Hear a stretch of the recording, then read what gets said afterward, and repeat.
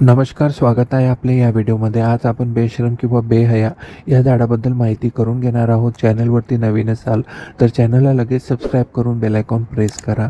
तर चला पुढे जाऊया. बेशरमचे झाड जे आपल्याला आपल्या आजूबाजूला बघायला मिळते, विशेष करून नद्यांमध्ये किंवा जिथे गटारचे पाणी तुंबलेले आहे आणि अशा ठिकाणी हे झाड बघायला मिळते. याला बेशरम अशा नावाने ओळखले जाते. याचे मुख्य कारण म्हणजे हे झाडाची फांदी जर तुम्ही तोडून फेकली तर ती कुठेही लगेच उगवते आणि तिला मुळ्या फुटतात. म्हणूनच तिला बेशरमचे झाड किंवा बेहया असे म्हटले जाते.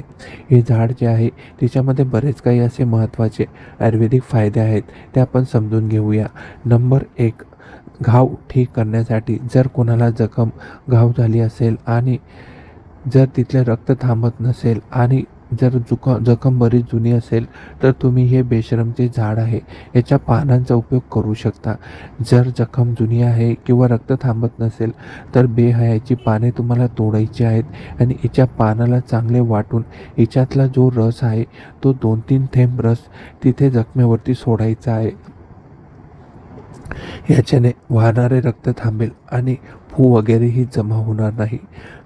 जर कोणाला पेन होत असेल तर अशा वेळेस हे बेशरमची जी पानं आहेत तिच्या पानांना आपण घ्यावे आणि गरम करावे, त्याच्यावरती तेल लावावे आणि ती पाने आपल्या त्या जागेवरती ठेवावे जिथे खूप दुखत आहे किंवा पेन होत आहे.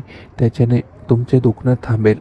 एवढेच नाही तर सूजही कमी होते. जर विशिष्ट अशा जागेवरती सूज आली असेल तर ही पाने तिथं लावावीत. त्याच्याने आपली सूजही कमी होईल.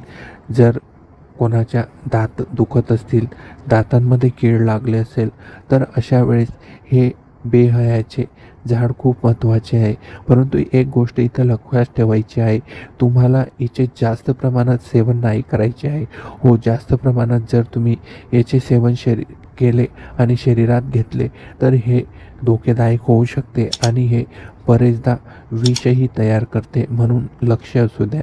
तर चला, दातांमध्ये दुखत असेल, दात दुखत असतील, दात कच्चे असतील, रक्त येत असेल तर अशा वेळेस ह्या पानाचा जो दूध निघते तोडल्यानंतर तो दूध तिथे लावावा, त्याच्याने फायदा होतो.